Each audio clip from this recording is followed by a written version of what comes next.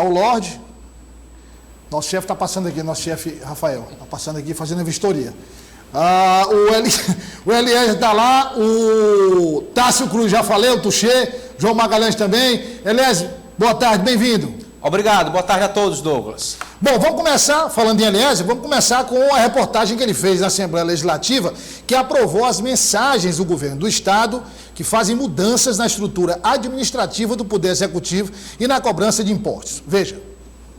Os projetos tramitaram em reuniões conjuntas das comissões de Constituição e Justiça, Finanças e Administração. Uma vez aprovados, foram encaminhados ao plenário da Casa. As principais mudanças giram em torno da cobrança de impostos, como o ICMS e o IPVA. Nós estamos ajustando algumas alíquotas de ICMS. É bom que se diga que não é só o Piauí que está fazendo isso. Todos os estados estão fazendo em função das perdas que todos os estados tiveram por conta daquela medida de redução. Durante a eleição, pregou-se que teria que haver redução do ICMS para que os preços de combustíveis pudessem baixar. E vocês viram que pós-eleição, como nós temos uma política de preços dolarizada, hoje litro de gasolina em Teresina é R$ 5,47, mas tem lugares no interior que é R$ 7,00. Então, quem pagou isso? Quem pagou o pato? Quem pagou o pato foram os estados e os municípios, porque abriram mão de suas receitas. E no caso do Piauí, nós não tivemos compensação, porque o Piauí hoje não deve à União. E por não dever à União, não existe essa compensação. A Emater e a ADAP foram extintas para a criação da Secretaria Estadual de Defesa Agropecuária. Categorias reagiram à mudança na autarquia, mas os parlamentares garantiram que nenhum servidor perderá direitos adquiridos. O que está assegurado pela lei é que todos os direitos adquiridos, acumulados pelos servidores, continuam, eles serão preservados. O artigo 60 e 61 da lei, ele estabelece. Eu me convenci disso depois de uma troca de informações já aqui na reunião da comissão. Eu conversei com o procurador-geral e com outros procuradores e realmente tive essa garantia de que não vai haver nenhum prejuízo para esses servidores. Eu confesso que é uma tentativa, digamos assim, de dinamizar, de reoxigenar isso, apenas a vinculação, e pode ser que esse caráter de secretaria, de fato, dê um maior dinamismo aí ao órgão. Então, e preservando os direitos dos servidores. Eliezer Rodrigues, parece que nós temos aí, por exemplo, a reforma administrativa do futuro governador Rafael Fonteles, que já foi enviada para a Assembleia Legislativa, está tramitando, né? A expectativa é que a gente pode até confirmar que tenha sido votado já hoje em plenário, inclusive, Douglas, para aproveitar o quórum dos deputados, a presença deles hoje na Assembleia, tanto nas comissões como em plenário, porque se não for aprovada agora em dezembro, essa reforma ela fica para fevereiro, né, com a nova composição da Assembleia Legislativa. E aí o governador assumindo em 1º de janeiro teria um tempo de transição muito longo, sem colocar em prática essas novas mudanças que a princípio correspondem ao seu plano de governo. Pronto. Atualizado. Foi aprovado tanto o pacote enviado pelo governo, quanto a reforma administrativa. Porque muita gente pode perguntar, mas vem cá, o governo atual mandou para a Assembleia Legislativa uma reforma para valer a partir do próximo ano, como aliás acabou de dizer. O futuro governador Rafael Fonteles, ele tem que começar o governo com a configuração nova. Isso. Porque já existem nomes, todo mundo já foi colocado em seus lugares, então tem que passar agora, porque caso contrário seria em fevereiro. E detalhe, teria que ter outra mobilização da base para poder apresentar. Agora, sobre, Eliezer, o projeto, como é que se comportou a oposição na votação dessas medidas? Bom, a oposição questionou a elevação da alíquota do ICMS sobre a gasolina. Esse foi um ponto de impasse bastante discutido pela bancada de oposição. Ninguém quer ouvir falar de aumento de impostos ou de tributação, mas de toda forma a bancada governista é majoritária e fez valer aquilo que veio como proposta do Palácio de Karnak. Tássio Cruz, o que é que a oposição diz após a aprovação. O que é que disse a oposição após a aprovação?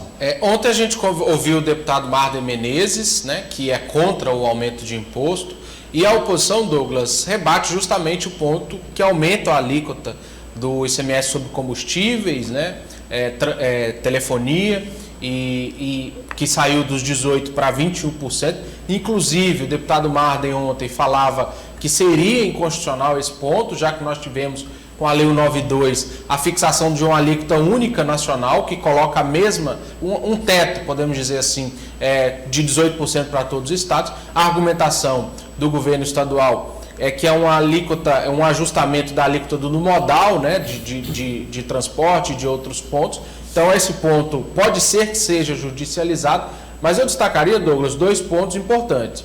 A criatividade, que a gente comentava aqui do governo, ao enviar, juntamente com o ICMS do combustível, outras pautas que desoneram o cidadão comum, que desoneram as classes mais baixas, né, o que traz ao projeto um caráter mais popular, né, não é apenas um caráter fiscal. E a agilidade, Douglas. O projeto chegou ontem na Assembleia, já foi aprovada a urgência ainda ontem, hoje foi para as comissões e já foi aprovado. Ou seja, tirou aquele tempo que a oposição ou que qualquer uma categoria teria de mobilização contra a matéria. Como eu disse ontem, uma matéria que dá um fôlego de mais de 600 milhões de reais para o governo pensar em 2023 em meio a um cenário de queda de arrecadação. Agora, Tasso, vamos explicar aqui para o telespectador o seguinte. Vamos lá. A alíquota ficou em quanto? A alíquota do ICMS sobre combustíveis. O que era proposto antes, de acordo com o governo federal, era um teto de 18%. 18%, exato. Era 32%, caiu para 18% e agora volta para 21%, de acordo com o projeto. E o governador Rafael Fonteles... Então aumentou 3%. 3%. Veja, era um 30%... 31,5%, se eu não me engano. Vamos botar aqui 32%. Isso. 32%. Caiu para 18%.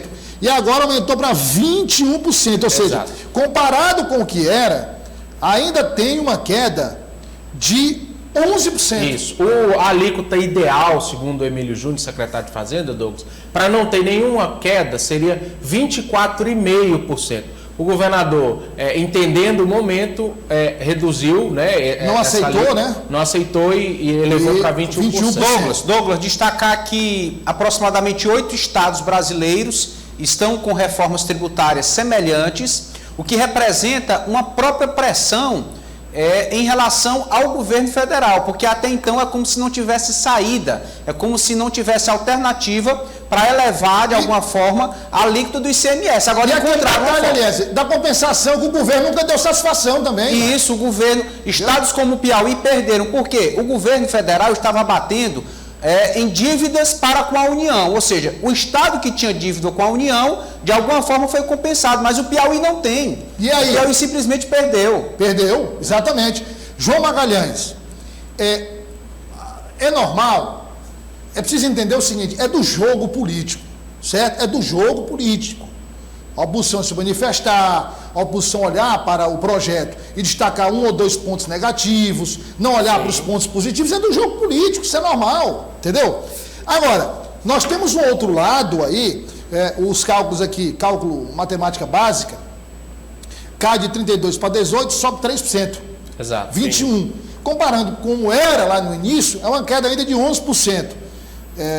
Agora, tem uma série de benefícios também, benefícios que foram enviados para a Assembleia Legislativa, que vão beneficiar e que eu diria, várias camadas da população. E eu diria que é exatamente esses outros itens do projeto que fez com que o projeto passasse de forma rápida pelo parlamento, sem colocar ali tempo para polêmica. O projeto também reduziu de forma significativa os impostos de produtos da cesta básica, assim como também do gás de cozinha, ou seja, itens que impactam diretamente no orçamento das famílias, tanto dos pobres quanto dos ricos, porque afinal de contas são alimentos que todo mundo consome. Então, o governo foi muito inteligente na medida em que aumentou nos combustíveis, na energia elétrica, aí uma porcentagem que aparentemente é pequena, de 3%, mas como é um item consumido em todas as casas, vamos dizer assim, e no caso dos combustíveis também, consumido em larga escala, acaba reforçando o caixa do governo do estado para o ano que vem. Por outro lado, medidas que podem ser consideradas sociais, porque reduz a tributação em cesta básica, em gás de cozinha, assim como também zera o IPVA das motos de até 150 cilindradas, muito utilizadas também pela população. Portanto, é de certa forma um projeto que tem um certo caráter social, e eu acredito que é exatamente esse argumento que o governo eleito utilizou para que os deputados garantissem a agilidade na discussão. Já o aumento de tributo foi muito mais impactante, vamos dizer assim, para o empresariado, para o setor produtivo do agronegócio, mas é um setor que também tem margem suficiente do ponto de vista econômico para trabalhar com isso a médio e longo prazo. Você me permita aí, nós estamos levando ao ar uma série na participação do professor César Fortes no Economia em Dia, que ele classificou como as 5 balas de prata, que são os 5 desafios do próximo governador do Piauí na área de economia.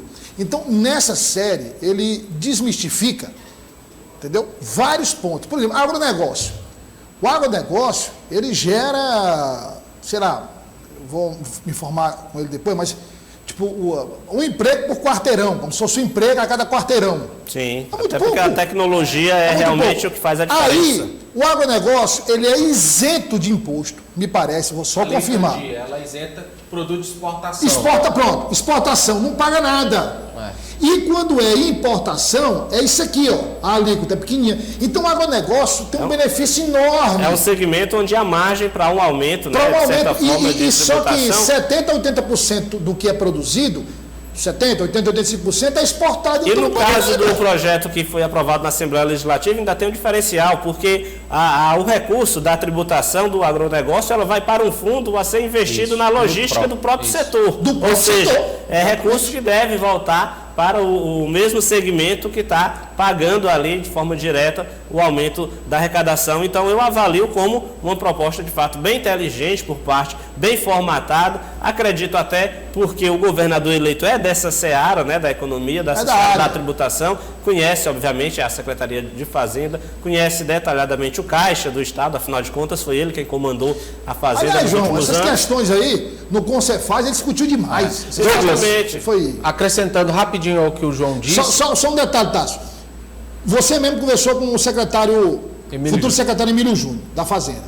Então, antes desse projeto, a diminuição proposta daria um rombo anual aos cofres do Piauí de 1 bilhão e 200 milhões. Isso. O que, consequentemente, representa 100 milhões de reais por mês. Exato. Verdade. Qual foi o abatimento aí com essa reforma?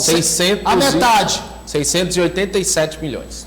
Quase 700. Vamos botar metade aí, 600. Né? Então, quer dizer... Perdão, 659 milhões. Pronto. Então, diminui aí, vamos botar 600. O que é que eu quero dizer com isso? O prejuízo continua. Sim. O prejuízo continua. Ele só deixou de ser 100 milhões por mês, passou a ser 50. Um dado interessante... Mas o prejuízo continua. Muita gente dizendo assim, mas mandaram para lá, porque o prejuízo empurra um pouco. Não, continua o prejuízo, 50 milhões por mês. Entre gás e alimentos da cesta, como o João dizia, as duas alíquotas somadas, Doug, dá uma queda de 17% no imposto. Os dois somados. Ou seja, para a gente ter uma ideia do impacto, né, para o cidadão comum que vai ter. Saindo de 18 para 7 a cesta e saindo de 18 para 12 o gás de cozinha. E isso aí é um dinheiro que o Estado deixa de arrecadar. Isso, ou seja, 17% ao total, né, João? Desse e que influencia diretamente nas famílias com menor poder aquisitivo. Claro. Afinal de contas, é a cesta básica, o arroz, o feijão medidas e o gás sociais. de cozinha. Exatamente. E a moto, que muitas vezes é o meio de trabalho. E a moto até 150 cilindradas, que é né? Tem no interior, tá tangendo jumento no interior, não é mais com tangendo gado, aliás. Não é de cavalo. Não é de cavalo, não é de moto, entendeu?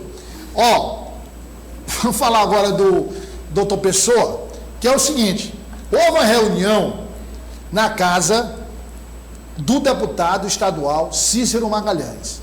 Essa reunião lá com o pessoal. Ontem à noite, viu? Ontem à noite, reforçado aí pelo Elias, ontem à noite. Aí essa reunião aconteceu lá para discutir, sabe o quê? 2024. Vamos ouvir o que disse o vereador Deolindo Moura. e depois a gente comenta aqui sobre esta reunião. Veja. Analisamos, com a presença do prefeito, a conjuntura administrativa, bem como também a conjuntura para 2020, os cenários que são possíveis, né?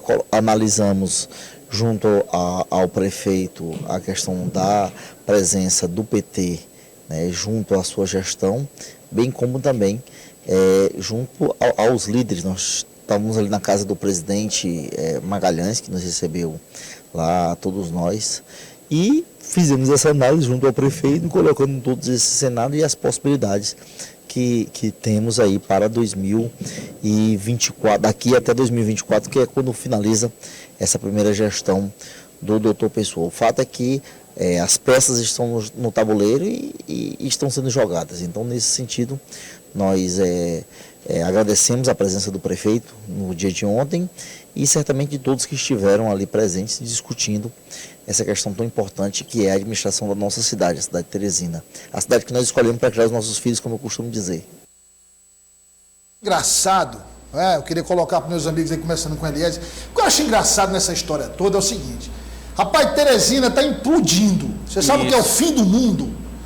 O apocalipse. Hospital fechado. Hospital fechado. O Tony Silva mostrou aqui a reportagem. As pessoas ligaram para o Tony, pedindo para ele ir lá, para mostrar a situação do hospital. Fechado, gente sem consulta, não tem prateleira vazia, essa confusão toda do transporte. E o doutor Pessoa para... Cidade suja. Cidade suja. E aí é o seguinte, o doutor Pessoa, aí não, para tratar da reeleição dele, para tratar de aliança, aí ele sabe ligar, montar reunião, chamar as pessoas para conversarem. Por que isso acontece na gestão municipal, Elias?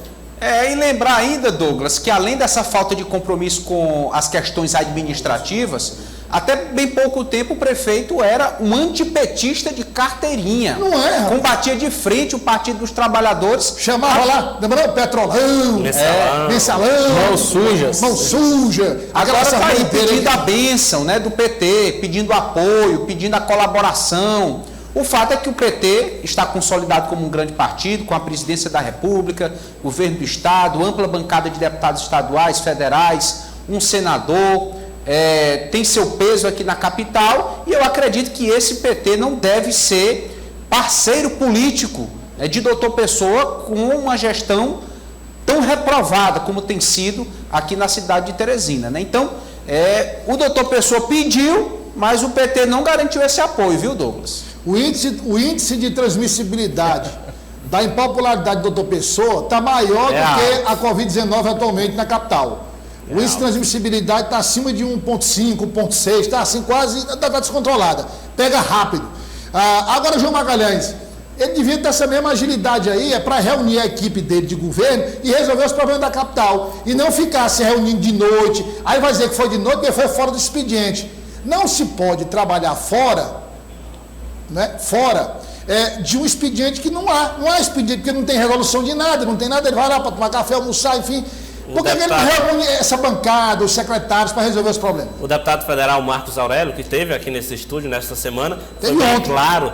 Antes de ontem, isso foi muito claro quando disse que nunca recebeu uma ligação do prefeito, doutor Pessoa, pedindo recursos para a cidade. Ele que foi lá dizer para ele que destinou e dizer as áreas e falar do protocolo e pronto, mas ele nunca recebeu. Então, impressionante como o prefeito de fato não prioriza uma agenda em busca de recursos, em busca de ações, de prestação de serviços para a prefeitura de Teresina, mas para discutir 2024 ele acha tempo, consegue tempo para dialogar com partidos que no momento têm interesse, claro, em contribuir com a gestão, mas não tem nenhuma autonomia para definir o cenário de 2024. É bom lembrar que todos os partidos, obviamente que se eles estiverem as condições de participar da gestão, vão participar, é interessante para eles, mas nenhuma resposta dada hoje garante que será a mesma resposta de fevereiro, de março de 2024. Então, o prefeito demonstra que não tem uma capacidade de atrair recursos para gerir Teresina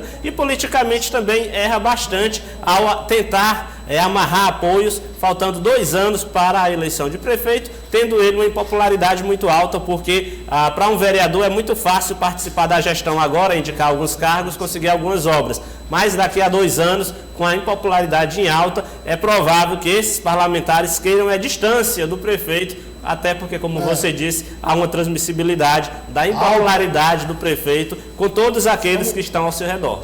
Tem uma segunda parte da entrevista, o Renato pediu para chamar, tem uma segunda parte da entrevista complementando as informações sobre essa reunião, que o doutor Pessoa está preocupado já com 2024, mas não está preocupado com transporte público, com saúde, com educação, mas com 2024 ele está preocupado. Vamos lá. Vereador Deolindo Moura, a segunda sonora, a segunda fala do vereador. Vamos lá. Que independente de qualquer coisa, o doutor Pessoa, ele é o prefeito da cidade, nós estamos buscando colaborar, seja aqui na Câmara Municipal como vereador ou como líderes ali no Partido dos Trabalhadores, e o fato é que eu não tenho dúvida que o melhor para a cidade é a gente buscar contribuir. Eu acho que acima da questão política está a vida das pessoas, e nesse sentido nós não podemos nos furtar a realidade que temos hoje e certamente poder conversar sobre o tema cidade de Teresina, conversar sobre o tema política é um grande prazer. Com a presença do prefeito, sem dúvida nenhuma, ele fica ainda melhor, porque nós estamos falando de alguém que tem o poder de resolver esses problemas. Meu Jesus de Nazaré, eu não acredito que o vereador Deolindo Moura esteja falando do prefeito Teresina. Vereador Deolindo Moura, com todo o respeito que eu tenho a Vossa Excelência, o senhor, com essa sua seriedade, se fosse colocado num filme, o senhor ganharia o Oscar de melhor interpretação dramática da academia. Porque não é possível. Capacidade de resolver o quê, vereador? Pelo amor de Deus. A socialidade tem limite, pelo amor de Deus. A simpatia dos petistas pelo doutor Pessoa, subindo ali pela Marechal, ela acaba bem pertinho ali do centro de convenções. Porque na Assembleia, ninguém quer saber de aliança com o doutor Pessoa. Não. Nos grupos de WhatsApp que a gente tem visto aqui, o deputado Merlong é só desferindo críticas duríssimas à gestão. Então, e administrativas. E o detalhe é o seguinte, tem um outro detalhe nessa história, que é o seguinte, eu, Douglas Cordeiro, entendeu? Não vou dizer o que eu vou fazer aqui, mas vou dizer por mim aqui vou terminar o jornal para os meninos, e aí os meninos vão me cobrar a promessa que eu vou fazer. Eu duvido que nessa reunião tenha sido discutido um canto de calçada em Teresina. A reabertura do hospital. Impossível. A reabertura do hospital só foi discutido o pleito de 2024. Não é essa, vereador. Todo respeito ao vereador Deolindo, também o senhor está no seu papel, claro, de falar, de conversar. O senhor não vai dizer o que foi discutido lá, mas não tem o mínimo cabimento. O problema aí é que são os 2 vereadores do PT, 3 no caso, a vereadora Elzuíla. A vereadora Elzuíla pelo menos, uma vereadora mais contida, uma vereadora mais tranquila, não é? Mas o vereador Deolindo, então, como se diz, no fim das forças, tentando manter esse negócio, e uma boa parte do PT que tem poder de fogo quer afastamento logo, porque está contaminando o PT. O doutor Pessoa foi diminuir os votos do Lula em Teresina, se apoia o doutor Pessoa. Acabou, ministro? O irmão do ministro, só irmão do doutor Pessoa não. É verdade, quando ele faz...